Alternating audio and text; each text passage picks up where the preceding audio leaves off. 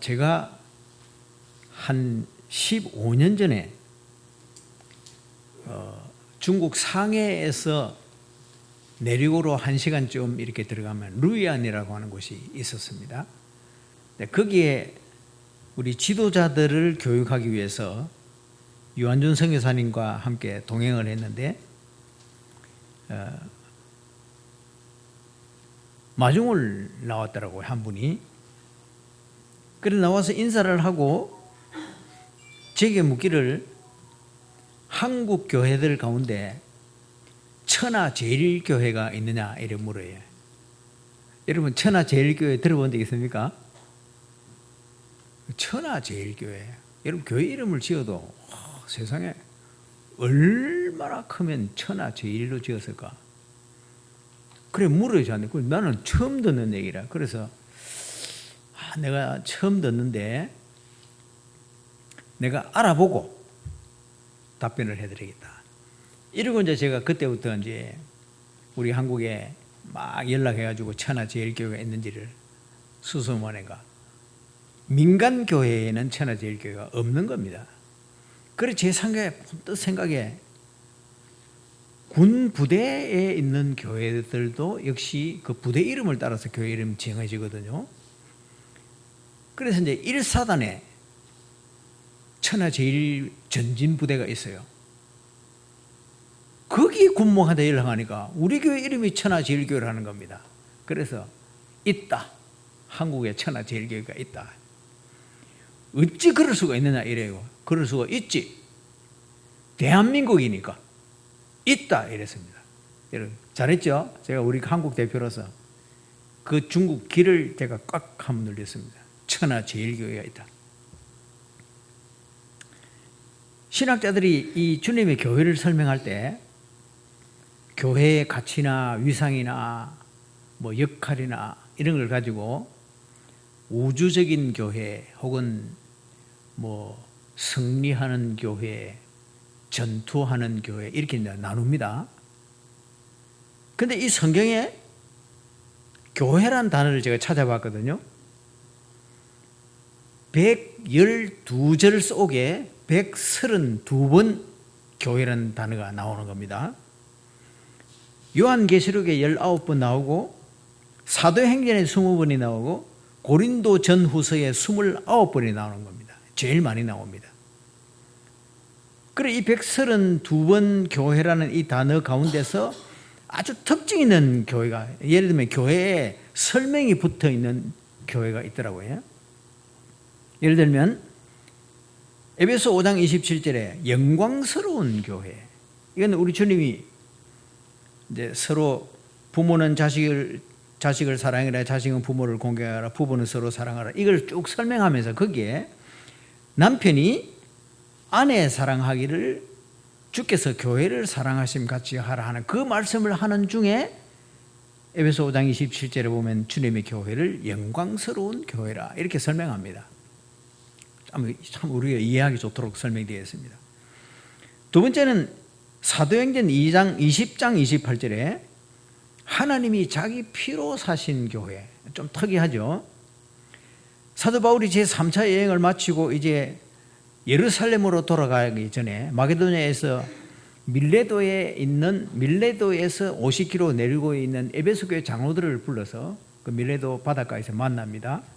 마지막으로 내가 지금 예루살렘으로 돌아가면 다시 못 돌아온다. 그리고 내가 예루살렘으로 가야 되겠다고 결정하기 전에 성령께서 내게 말씀하시기를 너는 예루살렘에 가면 잡힌다. 죽는다. 로마까지 끌려가서 너는 죄수로 끌려갈 거다. 다 성령이 지시해 주어서 알았다는 겁니다. 그래서 내가 떠나는데 못 돌아온다. 내가 밤낮 3년을 눈물로 이 에베소 교회를 심호했는데 너희들이 그걸 알지 않느냐? 주께서 자기 피로 사신 교회를 너희들에게 맡겼다. 내가 떠나면 곧 이리가 들어와서 이 교회를 해야 할 것인데 너희가 주님의 교회를 내가 밤낮 3년을 눈물로 기도하면서 섬겼던 것처럼 이 교회를 받들어라. 이렇게 마지막 말씀을 딱 합니다. 그때 하나님이 자기 피로 사신 교회를 장로들이 너희들에게 맡기셨다 이랬습니다. 아주 중요한 교회입니다. 그 다음에 세 번째 교회는 사도행전 오늘 이 본문 38절에 보니 광야교회라 그랬거든요. 오늘 이 본문 처음 보신 분이 있습니까? 제가 소위 모태신앙입니다. 광야교회란 말을 이 본문을 수십 번을 읽고 지나갔는데도 몰랐다가 어느 날 이걸 본 거예요. 아, 광야교회란 말이 있었구나. 지금 이 본문이 스데반 집사가 순교하기 직전에 마지막으로 그 돌 던지기 직전 유대인들을 향해서 너희들이 십자가에 못 박아 죽인 그가 바로 하나님께서 떨기나무에서 만났던 모세, 그분이 바로 우리 주님의 상징이다. 너희들이 하나님이 이스라엘 백성을 구원하기 위하여 애국으로 보내셨던 바로 그 모세와 같은 사명을 가지고 이 땅에 보낸 그리스도를 너희가 십자가에 못 박아 죽였다. 이 설교를 한 겁니다. 할 때 그들이 돌을 던져서 순교를 하게 된 거죠. 그분이 광야교회라 그러잖아요. 이스라엘 백성들 출애굽해 나와서 가나안까지 가는 이 광야길을 지나가는 이 이스라엘 백성들을 광야교회라 표현했습니다. 이게 출애굽기의 내용이거든요. 출애굽기는 주전 1450년에 기록된 성경입니다. 우리 주님 오시기 1450년 전 기록이고, 교회라는 단어가 신약 성경에만 나오는데요, 앞에 마태복음에서부터 요한계시록까지 27권 가운데 제일 먼저 나오는 단어가 마태복음 16장, 베드로가 주님 앞에 자기 신앙을 고백할 때 주는 그리스도시요 살아계신 하나님의 아들이십니다 라고 고백을 하고, 주님이 그 말씀을 듣고 난 다음에 참 잘했다, 이걸 알려주신 분이 너희 부모가 아니고 하나님이다. 내가 내 교회를 이 반석, 이거 바로 베드로입니다.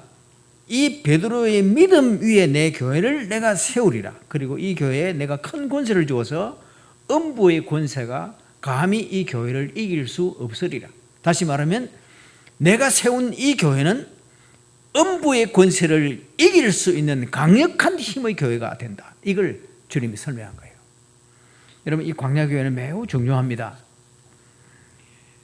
내가 내 교회를 이 반석 위에 세우면 음부의 권세가 교회를 이기지 못하게 된다 하였는데, 주님이 자기가 세운 이 교회는 음부의 권세는요, 이 지구를 깨트릴 수 있는 권세입니다. 이런 권세도 감히 교회를 이길 수가 없다. 이걸 다시 말하면 교회의 권세는 지구를 깨트릴 만큼 깨트리고도 남음이 있는 강력한 힘을 이 교회가 가지고 있다, 이렇게 말하는 겁니다. 여러분, 우리 극동교회가 규모가 크지 않다고 해서 힘없는 교회가 아닙니다. 우리 주님이 세우신 교회이기 때문에 강력이 있다면 강력한 힘이 있다는 겁니다. 여러분, 이걸 믿으셔야 하는 겁니다.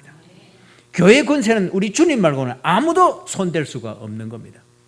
이것이 우리 교회된 우리의 입장에서 교회론입니다. 내가 교회다, 우리가 교회다, 이걸 여러분이 평생에 간직해야 될 진리인 것을 명심하시길 바랍니다. 우리 주님이 어떤 교회를 원하시는지 여러분 짐작이 가시죠? 교회는 우리 주님이 세우셨습니다. 내가 내 교회를 세웠다. 주님이 세우셨습니다. 그럼 주님이 주인이십니다. 그리고 이 교회는 주님을 구주로 믿는 우리를 하나님이 불러내놓고 이들에게 교회라 하고 강력한 힘을 줘서 이 세상의 어두운 권세를 이기도록 세워주셨다 하는 겁니다. 그리고 이 교회에서 주된 업무가 뭐냐?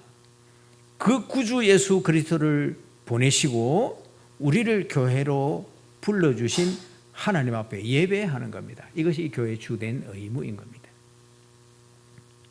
자, 그러면 이 교회라는 말이 헬라 말로 죄송합니다만은 에클레시아라는 뜻이거든요. 에클레시아. 이 두 단어가 합성 단어입니다. 에크라는 말은 바깥이라, 바깥으로 하는 말이고요. 칼레오라는 말은 불러내다 뜻입니다. 바깥으로 불러내다. 예를 들면 이 지구에서 바깥으로 불러내서 하나님 나라로 보내는 이 사람들을 교회라고 말하는 겁니다. 죄와 어두움 가운데 죽음에 영원한 죽음에 처해 있는 이 사람들을 밖으로 불러내어서 영생의 사람으로 만드는 이 사람들이 교회인 겁니다. 마귀의 손아귀에 딱 사로잡혀 있는 이 종들을 우리 주님이 자기의 몸값을 피값을 주고 이들을 불러내어서 하나님의 자녀되게 한 이 사람들이 교회인 겁니다. 이걸 설명한 거예요. 이 교회인 우리가 해야 될 일은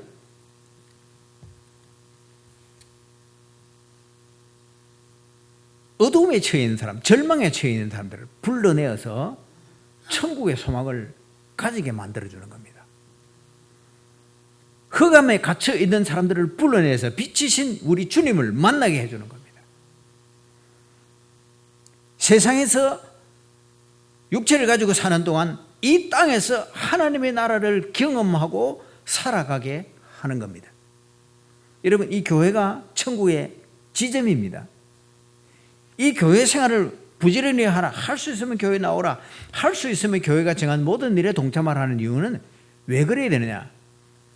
천국에 가서 살아야 될 것을 지금 연습하는 곳입니다. 여기서 교회 생활을 제대로 한 사람은 바로 하나님 나라에 아무 어려움 없이 가서 살아갑니다. 그런데 교회 생활을 제대로 못한 사람은요, 주님의 보비로운 피로 천국에 가더라도 고생 좀 합니다. 천국 생활 적응하느라고 고생할 겁니다. 여러분 잘 생각하십시오. 교회 생활이 이렇게 중요한 거예요. 이 교회를 에베소서는 우리 주님의 몸이라 하였습니다. 그러면 나도 주님의 몸이고 내 옆에 앉은 자도 주님의 몸이고 앞뒤 좌우에 있는 우리 모두가 다 주님의 몸이다. 그러면 몸은 하나입니다. 항상. 여러분 손가락만 한번 다쳐보십시오. 온몸이 다 아프잖아요. 하나이기 때문에 그런 겁니다. 난 이 손 싫다. 손 니 아이라도 살아간다. 해보십시오. 살아가지는가. 발가락 한 개만 뭐 아프더니 말더니 난 모르겠다. 니는 발가락이니까 그냥 묻혀 살아. 아닙니다. 한 몸이기 때문에 우리 지체 속에 어떤 부분도 틀어지면 그걸 바로잡지 않으면 내가 불편한 거예요. 한 몸이기 때문에.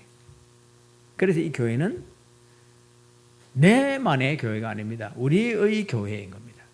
그래서 내가 편해야 되지만은 내 옆 사람도 편해야 되고 내 앞 사람도 편해야 되는 겁니다. 내가 은혜 받아야 되지만은 같이 은혜 받아야 되는 거예요. 이게 이 교회의 원리인 겁니다. 그래서 여러분 기도할 때 여러분 기도만 하지 마십시오. 교회를 위한 기도를 반드시 해야 되고 내 옆에 앉은 내 앞뒤로 좌우에 앉은 우리 교인들을 위해서 같이 축복 기도를 하고 살아야 동지를 가지고 같은 사명의식을 가지고 같은 목표를 가지고 하나님 나라에 같이 갈 수 있는 겁니다. 여러분 하나님 집에 가서 우리 다 만나는데 앞에 누가 그분 왜 안 왔지? 그 어찌 되는 겁니까? 그 누구 책임입니까? 이사야서에 보십시오. 내 제일 가까운 그 사람에게 제일 가까운 내게 묻는다. 이 사람 지옥 갈 때 너 뭐 했노 거기서? 너 그 사람 옆에서 뭐 했나? 주님이 구주인 것을 못 가르쳐 주었거나 그를 주님의 교회를 인도하지 못했거나 할 때 내게 책임을 묻는다 했습니다. 이 책임의식입니다. 우리 교인들의 영혼을 위한 책임의식 매우 중요합니다. 이 교회는요, 우리 하나님은 졸지도 아니하시고 주무시지도 하시지 않는다 하지 않습니까? 우리 시간을 말하면 24시간 집중해서 보고 있는 교회, 이게 하나님이 보시는 교회. 이 교회를 하나님은 늘 여기에 임재해 계십니다. 그리고 늘 이 교회를 인도해 가십니다. 이 교회를 통해서 하나님이 하실 일을 계속하고 있는 겁니다.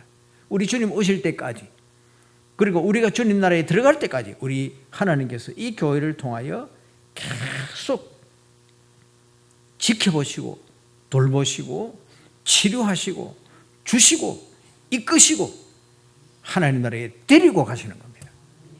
이게 이 성경이 우리에게 가르치는 교회론입니다. 그래서 이 교회는 세상에서 가장 귀하고 가장 아름다운 축복이 있는 축복의 동산인 겁니다. 사람인 우리가 주님의 교회를 뭐 좋다 나쁘다 이렇게 단정할 수는 없지만은요, 제가 평생을 이 교회를 받들고 보니까 보다 좋은 교회가 있더라고요. 보다 좋은 교회. 참 부럽습니다. 그런 교회 보면. 제가 부산에 있는 그 명지에 있는 호산나 교회에 예배를 드리러 한번 갔거든요. 정말 가서 감동 많이 받았습니다. 그날따라 간 그날이 이 강단 전체가 화면인데요. 강단 전체가 이 프로젝트를 딱 비춰서 화면인데 음향 시설이 얼마나 잘 되어 있는지, 이 마이크가 있는데 목사님이 왔다 갔다 설교하도록 이리 갔다가 저리 갔다가 하는데도 이게 있기만 한데 목사님이 이리 가거나 이리 가거나 이리 가거나 항상 목소리 똑같이 들리는 겁니다. 너무 좋더라고요. 그래서 제가 감동을 많이 받았는데 목사님 설교도 너무 잘하시는 거예요. 그래서 그날 위로를 받았어요. 제가 이랬구나. 그래 제가 시골에서 심호하던 교회를 생각하니까 그 교인들이 불쌍하다는 생각이 드는 겁니다. 이렇게 은혜롭고 복되고 귀한 말씀을 전해주는 주의 종이 있는 이런 교회가 있는데, 그날 11시 예배에 참여했는데요, 동시에 3,500명이 앉아서 예배를 드리는 예배당이었습니다. 이야, 저는 감동 많이 받았어요. 여러분, 사랑하는 주님, 이 교회를 주님이 자기 몸이라 하고 주님 자신을 하지 않았습니까? 그러면 주님이 이 교회를 만들어 가시지만은 우리를 통해서 만들어 가시거든요. 우리의 섬김과 헌신, 우리의 봉사를 가지고 이 교회를 만드시고 이 교회를 이끌어 가시는 겁니다.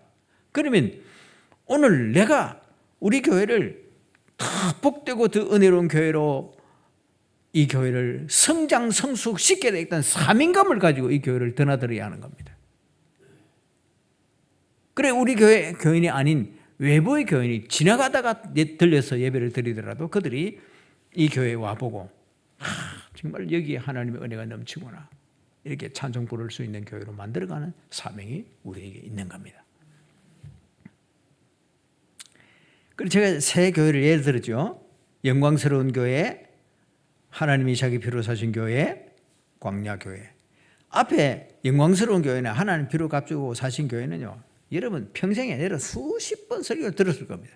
그러나 광야교회 설교는 여러분 못 들어봤을 겁니다. 제가 오늘 그 설교를 하려고 하는 겁니다. 광야교회가 어떤 교회냐, 도대체 이 광야교회가 무엇이냐, 우리 교회와 이 광야교회가 무슨 관계가 있느냐, 이걸 제가 말씀을 드려야 하는 겁니다. 이 사도행전에서 말씀한 이 광야교회는 출애굽기의 주 내용인데, 주전 1450년에 기록된 성경 속에 있는, 구약에서는 이걸 광야교회를 말 안 합니다. 이 본문을 그대로 다 옮겨서 설교를 하는 스데반 집사가 38절에서 출애굽하여 광야를 지나가는 바로 이스라엘 백성을 광야교회라 하였고, 이 교회를 하나님이 세우신 교회요, 이 교회를 하나님이 이끌어 가시는데 이 광야교회의 목회자는 모세다, 이렇게 말을 한 겁니다. 자, 이렇게 두고 이제 광야교회를 머리에 그리면요, 오늘 우리가 섬기는 교회와 이 광야교회가 똑같은 교회라는 것을 알게 됩니다. 하나님이 아브라함을 선택했습니다. 창세기 12장에 어느 날 하나님이 아브라함의 집에 찾아왔습니다. 우상 숭배자입니다. 그 아버지는 우상 만드는 사람들입니다. 그런데 하나님이 찾아오셔서 아브라함을 불렀습니다. 처음 하나님이 어떤 분인지 모르고 처음 자기를 불러 너무 놀랐습니다. 누구십니까? 나는 하나님입니다. 여호와라는 말도 안 했습니다. 여호와라는 말은 출애굽 모세를 통해서 애굽에 하나님, 내가 가서 나를 보내신 분이 누구라고 내가 가서 말을 해야 되겠습니까? 그럴 때 스스로 계신 하나님이라고 말해라. 여호와 하나님의 말을 내가 안 했는데 이제 내가 한다. 가르쳐 준 겁니다. 아브라함에게 찾아왔습니다. 처음 만났습니다. 앞으로 네 자손을 바다의 모래처럼 하늘의 별처럼 많게 하겠다. 그리고 네 허리에서 왕들이 일어날 것이다. 온 세계를 네 자손들이 다스리게 될 것이다. 놀라운 축복을 설명했습니다. 이 아브라함이 이삭을 낳고 이삭은 야곱을 낳고 이 야곱이 3대 만에 70명이 되었습니다. 정확히는 75명이라고 말을 하는데 그 구약의 내용과 이 야곱이 그 70명이라고 설명한 성경은 조금 차이가 있는데요. 그거는 뭐 한두 명 차이는 이걸 70명이라고 쓰고 난 다음에 아이를 낳았거나 그럴 수도 있고요. 애굽의 요셉이 혼자 잡혀가서 거기서 제사장 딸과 결혼해서 아들 둘을 놓지 않습니까? 그 둘이 보태주고 이러면 72명 혹은 75명이 맞단 말이에요. 그건 숫자가 중요한 건 아닙니다. 그들이 애굽에 내려가서 400년을 지나고 70명이 200만 명이 돼가지고 출애굽을 한 겁니다. 한 가족이 들어가서 한 나라가 되어서 나온 거죠. 놀라운 일입니다. 하나님 축복이 이런 겁니다. 아브라함 한 사람이 400년 후, 430년 후 200만 명이 된 큰 나라가 되어서 애굽에서부터 나와가지고 아브라함에게 주시고도 약속하셨던 가나안 땅으로 이들이 행진을 해 가는 뒤에 이 행진해 가는 이스라엘을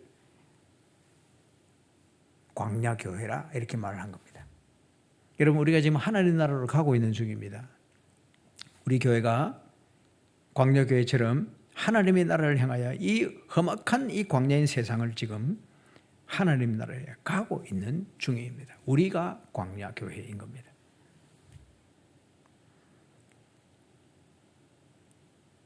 지금 이 성경의 유일한 기록입니다. 광야교회란 말은요. 딱 여기 한 번만 딱 나오는 겁니다. 여러분 이런 기억해 놓으십시오. 사도행전 7장 38절에 광야교회 하는 걸 딱 성경에 한 번 딱 나오는 기록입니다.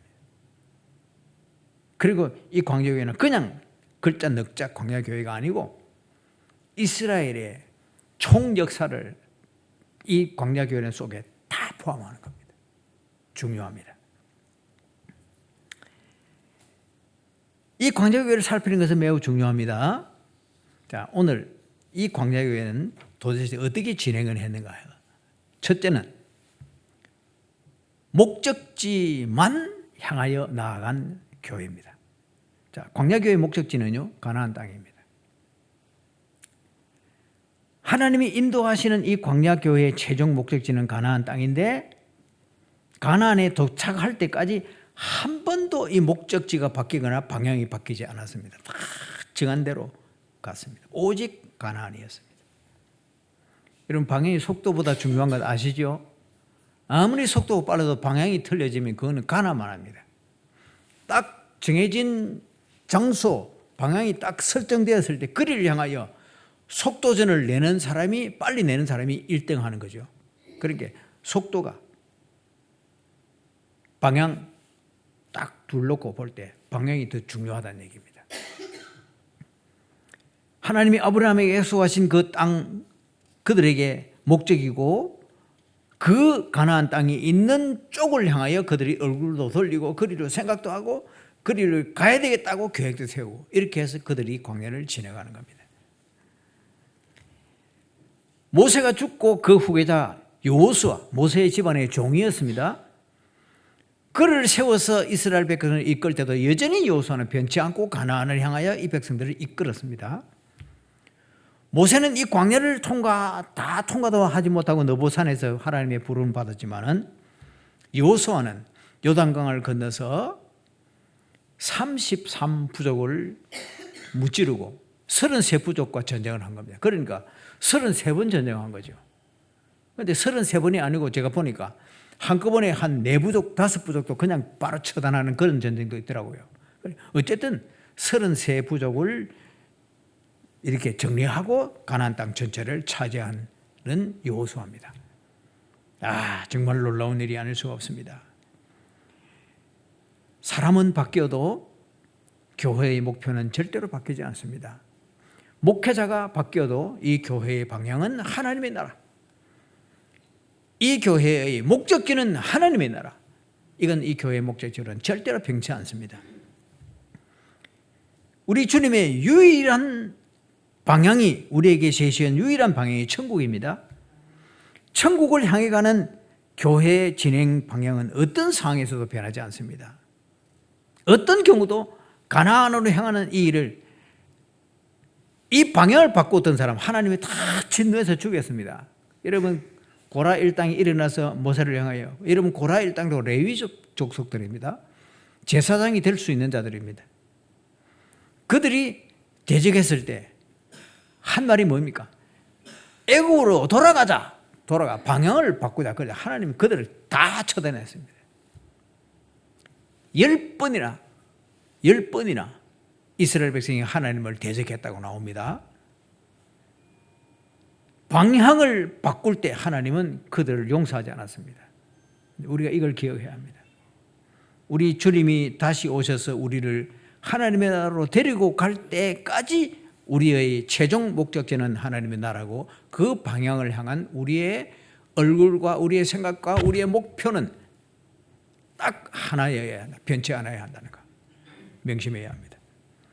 두 번째로 이 광야교회는 하나님이 친히 인도해 가신 교회였습니다.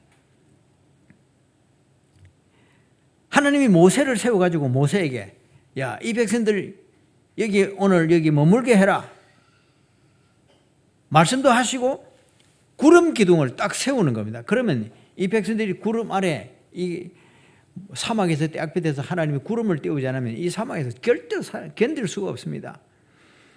이 구름이 지나가도록 합니다. 구름이 서면요, 그 자리가 오아시스든지 사막이든지 뭐 어디든지 관계없이 구름이 서면 멈추는 겁니다. 여러분, 이게 구름이 섰다가 갔다가 이 42번, 42번 이들이 텐트를 쳤다는 기록이 있습니다. 그들이 하나님의 인도로 진행해 갈 때 출애굽기 13장 20절 21절에 이렇게 말합니다.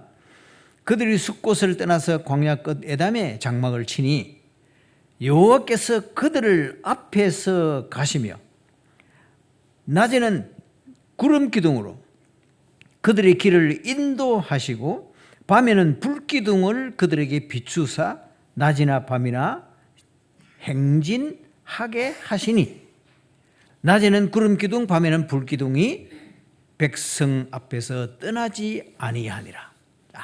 놀랍게 우리 주님이 백성들을 함께 동행하면서 가는 겁니다. 이 광야를 지나는 동안 40년입니다. 이스라엘에 질병이 없었습니다. 여러분 읽어보십시오. 질병 걸려 죽는 사람이 있는가 보십시오. 없었습니다. 아파서 죽는 사람이 없었고 굶어서 죽는 사람이 없었습니다. 어떤 문제도 다 해결해 주었습니다. 가나안으로 향해 가고 있었기 때문에 이들이 나그네처럼 지금 지나가고 있는, 정착하는 게 아니고 지금 지나가는 사람들 아닙니까? 얼마나 생활 도구가 모자람이 많겠습니까? 그런데도 모자란다는 말이 전혀 없었습니다. 그들이 40년을 지나가는 동안 어설퍼 보이고 부족해 보였지만 모자람이 없는 인도를 받았다는 겁니다. 이러면 이게 교회를 인도해 가시는 하나님의 방식인 겁니다.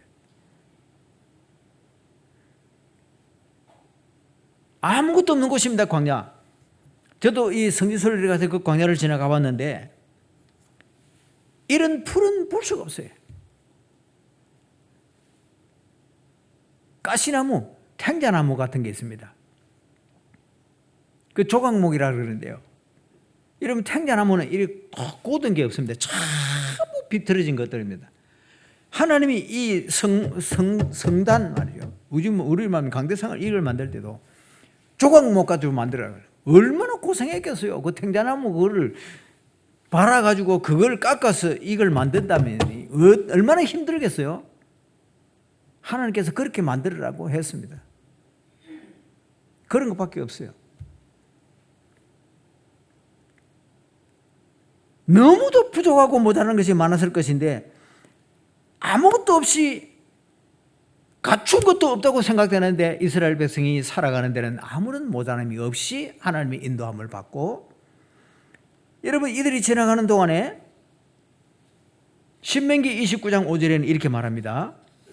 주께서 40년 동안 너희를 광야에서 인도하게 하셨거니와 너희 몸에 옷이 낡아지지 아니하였고 너희 발에 신이 헤어지지 아니하신 것은 너희의 하나님이 여호와이신 줄을 알게 하려 하심이니라. 옷도 헤어지지 않고 신발도 떨어지지 않았고 아프지도 않았고 굶주리지도 않았다는 겁니다. 이게 40년 동안 하나님이 그 교회를 인도하신 하나님의 방법이었습니다. 자, 그러면 이스라엘 백성들이 행진에 갈 때 대적들이 있었습니다. 그래도 이스라엘 백성들은 두려워하지 않았습니다. 앞뒤 좌우에 여호수아의 군대들이 지키고 있었고, 하나님이 직접 이 이스라엘 백성을 하나님이 교회라고도 말했지만은 하나님이 자기 군대라고 말을 했습니다. 이 백성들을 하나님의 군대가 지나갈 때 어떤 부족도 대들지도 못했습니다. 두려워하지 않았죠. 적들을 두려워하지 않았습니다. 병들지 않았습니다. 굶주리지 않았습니다. 옷이 낡아지지 않았습니다. 기이한 일이죠. 여러분 옷 40년 입을 수 있습니까? 신발 40년 신을 수 있습니까? 기이하게 하나님 이스라엘 백성을 그 광야를 지나가는 동안 다 특수 보호, 특별 인도를 하셨다는 겁니다. 여러분 이 교회를 하나님 그렇게 인도해 가시는 겁니다. 이 광야교회 40년은 하나님이 친히 기적을 보이면서 권능으로 이 백성을 인도하셨기에 누구도 어떤 무엇도 건드릴 수 없는 견고한 진으로 이 교회는 광야를 지나갔습니다. 하나님이 함께 하시면 모든 게 하나님의 은혜로 처리됩니다. 하나님이 동지하시니까 모든 것이 하나님의 권능으로 문제를 해결해 가는 겁니다. 우리 하나님의 은혜와 축복으로 사랑하는 우리 극동교회가 견고한 교회가 되어지기를 주의 이름으로 축원합니다. 자, 이제 세 번째는 하나님이 자기 뜻대로 이 교회를 인도해 갔습니다. 이게 광야교회의 특징입니다. 40년 동안 이스라엘 백성들이 광야에서 하나님을 예배하면서 찬송하면서 행진했습니다. 스데반 집사가 순교 직전에 바로 이 설교를 했습니다. 하나님이 모세를 세워서 애굽의 바로왕과 애굽의 그 대적들을 정리하고 이스라엘 백성들을 이끌고 이 광야를 지나오게 하셔서 하나님이 그 광야 교회를 주관하고 진행하고 계셨다. 그때 하나님 보내신 모세가 여러분이 십자가에 못 박아 죽인 바로 그 예수가 바로 그 모세였다라고 설명하는 겁니다. 사명을 말하는 거죠. 여러분 이스라엘 백성이 광야를 지나는 동안 42번 하나님이 가자 하면 텐트를 딱 걷어서 이동해 가서 구름이 서면 그 자리에 텐트를 치는 겁니다. 이거 42번 계속했습니다. 그들이 텐트를 친 곳이 마라라서 물이 없어서 마실 수 없는 물이 없는 상에서도 구름이 움직이지 않으면 그 자리에서 그들은 멈추었습니다. 종려나무가 있어서 오아시스 같은 물이 넘치고 풍족한 나무 그늘에서 쉬게 되었을 때도 구름이 이동하면 그걸 버리고 또 가야 하는 겁니다. 이것이 이스라엘 백성을 인도하신 하나님의 방법이었고 이스라엘 백성들에게 40년 동안 가나안 땅에 들어가서 살아가야 될 하나님 백성들의 훈련을 한 것이죠. 굉장히 중요한 겁니다. 여러분 논산훈련소에서 6주 훈련 혹은 8주 훈련을 하는 이유는요, 3년 군 복무하는 데 필요한 모든 고된 훈련을 거기서 다 마스터 하고 일선에 내보내는 겁니다. 우리 한국 군대를 논산훈련소에서 훈련을 시켜서 보내놓으면 전쟁터에 나가도 이길 수 있는 거예요. 이스라엘 백성을 광야 40년을 통과해서 가나안 땅에 들어갔을 때 여러분 7부족, 거인 부족이 대부분이었습니다. 큰 사람은요 237cm 이런 그런 거인들이 놀래죠. 이런 거인들을 이길 수 있도록 광야에서 훈련을 시켜가지고 보내놓으니까 그 33의 부족을 쳐부수고 그 땅을 다 차지하게 되라는 거죠. 풀 한 폭이 물 한 모금 마실 수 없는 그런 곳에도 장막을 치고 하나님이 구름이 움직이지 않으면 그 자리를 머물러 있었다는 절대 복종입니다. 이 광야교회는 엄격하게 하나님 제일주의로 움직였던 교회. 여러분, 이 교회는 민주주의지만은 민주주의보다는 하나님 제일주의가 성경적입니다. 이 광야교회는 백성들이 원하는 대로 간 것이 아닙니다. 하나님이 원하시는 대로 이 백성을 지도했습니다. 말 안 듣고 애국으로 자꾸 가자 그럴 때 여러분 광야를 2번이나 거꾸로 되돌려서 갔습니다. 그래서 40년이 걸린 겁니다. 애국에서 직통길 그 왕의 대로를 바닷가를 따서 쫙 가면요 빨리 가면 15일이면 백성을 다 데리고 갈 수 있고 천천히 가도 한 달이면 갈 수 있습니다. 그런데 40년이 걸린 것은 여러분 이스라엘 백성은 너무 말 안 듣으면 진짜 말 안 듣는 백성이거든요. 제가 신학생들이 성경 읽다가 10번이나 이런 돌질을 하게 돼요. 모세를 향해서 돌질을 한 사람들이거든요. 이것들 진짜 너무 못됐다 이거 진짜 이거 읽으면서 이게 너무 못됐다 이거 이래서 했거든요. 제가 성지순례를 가면 그 차를 타고 가니까 고속버스에 안에 아예 화장실이 붙어 있는 차입니다. 그래 하도 답답해가지고 좀 내리려고 그 모래사장이 보여서 좀 내리자 하니까 내리지 마시라 이라. 아이 기사님 답답해 죽겠네. 좀 바람 좀 쐬요. 바람 못 쐴니다. 바람 쐬면 큰일 납니다 이래요. 그래서 제가 지세포 있을 때 갔거든요. 88년도에 제가 성지순례를 갔습니다. 그때 우리 사진관 하는 거 반장님과 둘이 제가 동행을 했는데 이 장로님 바닷가 사람이니까 바닷가에 모래 가면 이 양말 벗고 물에 들어가고 싶은 마음 들잖아요. 내리고 싶다고 그래가지고 못 내리게 했는데 당신들 원하는 대로 내가 내리게 해줄 거니까 하여튼 막 놀다 오시더니 알아서 하라고 문을 확 열었습니다. 탁 여는데요 찜질방에 들어오는 것 같더라고요. 문을 탁 여는데 내렸습니다. 나는 신신고 되는데 우리 장로님이 양말을 다 벗고 내리는데 발을 디었습니다. 내려가서 발바닥을 디었다니까 너무 뜨거워가지고. 자, 이런 길을 구름을 하나님이 띄어서 지나갈 때 이야 내 같으면 10분이 아니라 20분도 더 대적했겠다 나는 그 생각이 들더라니까. 여러분 이스라엘 백성은 참 목이 곧은 백성이 맞다고요. 그런데도 하나님이 이들을 때려가면서 그들에게 고통을 주가면서 이 광야를 2바퀴나 3바퀴 만에 돌아서 가나안 땅 요단강 동쪽에서 서쪽으로 건너가게 하는 이렇게 해서 가나안 33부족을 정리를 합니다. 여러분 제가 정리합니다. 하나님 광야교회를 불기둥 구름기둥으로 권능으로 인도하셨습니다. 광야교회를 먹이고 입히시고 모자람이 없도록 인도하셨습니다. 광야교회 최종 목적지 가나안까지 하나님이 반드시 그들을 데려놓고 정착시켜서 땅을 분배해주고 하나님 나라를 건설했습니다. 여기까지입니다.